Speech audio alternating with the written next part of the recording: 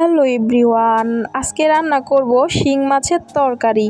আর এই শিং মাছটা রান্না করব দেশি ডাঁটা এবং আলু দিয়ে। আর আজকে শিং মাছগুলা খুবই বড় বড় ছিল আর খেতে কিন্তু অসাধারণ লাগে। কে কে শিং মাছ খেতে পছন্দ করেন? তাছাড়া আজকে আমি রান্না করব ডাঁটা দিয়ে। তো এজন্য প্রথমে আমি ভালো মতো শিং মাছগুলো ধুয়ে নিয়েছি এবং এখানে পরিমাণ মতো লবণ এবং হলুদ দিয়ে শিং মাছগুলো মাখিয়ে রেখে দিব।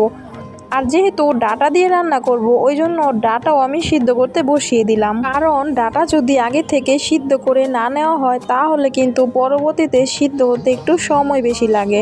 তো এখানে আমি কড়াই বসিয়ে দিলাম। প্রথমেই দিয়ে দিলাম পরিমাণ মতো সয়াবিন তেল। তেল দিয়ে এখন ভালো মতো তেলটাকে আমি গরম করে নিব এবং সাথে দিয়ে দিব একটু লবণ, যেন মাছটা ফুটে না আসে আর কি। আর শিং মাছ কিন্তু এভাবেও ভাজতে গেলে অনেকটা ফাটে। তো যাই হোক, কেয়ারফুলিভাবে ভেজে নিবেন। এখানে আমি সবগুলা মাছ ভালো করে ভেজে নিব। তো মাছগুলা ভাজা হয়ে গেলে এখন আমি নামিয়ে নিলাম। আর শিং মাছ খেলে কিন্তু শরীরের জন্য অনেক বেশি উপকারী, তাছাড়া আমরা খেতে অনেক বেশি পছন্দ করি। তো যাই হোক, মাছটা ভাজা হয়ে গিয়েছে। এখন ওই মাছ ভাজা তেলের মধ্যে আমি দিয়ে দিলাম কেটে রাখা আলু। আর আলুটা আমি একটু বড় বড় সাইজ করে কেটেছি এবং মোটা করে আলুটা এবং পরিমাণ মতো হলুদ এবং লবণ দিয়ে ভালো করে ভেজে নিব। তো আলুটা ভাজা হয়ে গিয়েছে, এখন আমি নামিয়ে নিব। আর এইখানে যেহেতু আমি অনেকগুলো তরকারি রান্না করব, এই জন্য কিন্তু আলুর পরিমাণটাও বাড়িয়ে দিয়েছি। তো ভাজা হয়ে গেলে এখন আমি নামিয়ে নিলাম। এরপর দিয়ে দিলাম 2টা তেজপাতা এবং একটু আস্ত জিরা। আর এটা হচ্ছে আমি ফোড়ন হিসাবে দিয়েছি। আমি যেভাবে রান্না করছি সেভাবে যদি রান্না করেন, আশা করি আপনারাও খেতে অনেক বেশি পছন্দ করবেন। তাছাড়া রান্নাটা অনেক বেশি ইয়াম্মি হবে। তো যাই হোক, ফোড়নটা ভাজা হয়ে গেলে এখন আমি দিয়ে দিলাম কাঁচামরিচ বাটা। কাঁচামরিচ বাটা দেওয়ার পর সাথে সাথেই দিয়ে দিলাম পরিমাণ মতো লবণ, হলুদ এবং মরিচের গুঁড়া। যে যার ঝাল অনুযায়ী মরিচের গুঁড়াটা দেওয়ার চেষ্টা করবেন। আর আমরা যেহেতু তরকারিতে একটু ঝাল খেতে পছন্দ করি, ওই জন্য কিন্তু আমি ঝালের পরিমাণটা একটু বাড়িয়ে দিয়েছি। মশলাটা কিন্তু পুরোপুরি কষানো হয়ে গিয়েছে, কারণ মশলা থেকে কিন্তু তেলটা বের হয়ে গিয়েছে। এরপর আমি দিয়ে দিলাম ভেজে রাখা আলুগুলা দিয়ে একটু হালকা কষিয়ে নিব।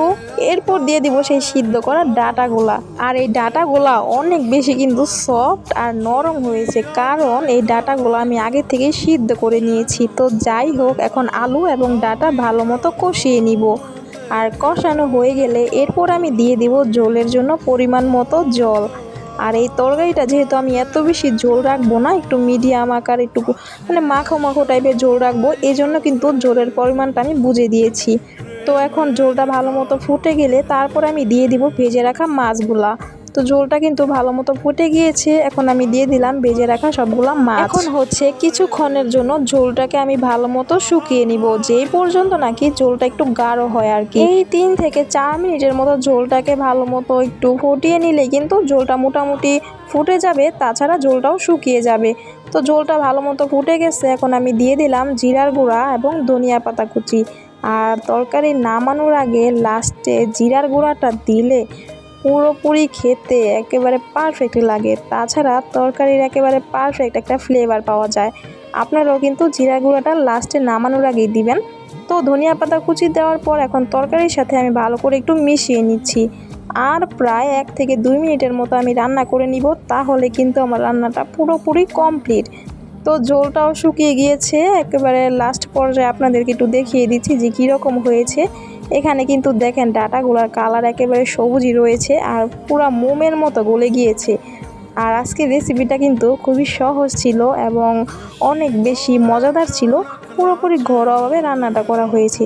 তাছাড়া আপনারা কীরকম রেসিপি দেখতে চান সেটাও অবশ্যই কমেন্ট করে একটু জানিয়ে যাবেন। তো আজকের রেসিপিটা এই পর্যন্তই ছিল। যদি ভালো লেগে থাকে অবশ্যই লাইক, কমেন্ট এবং শেয়ার করে পাশে থাকবেন।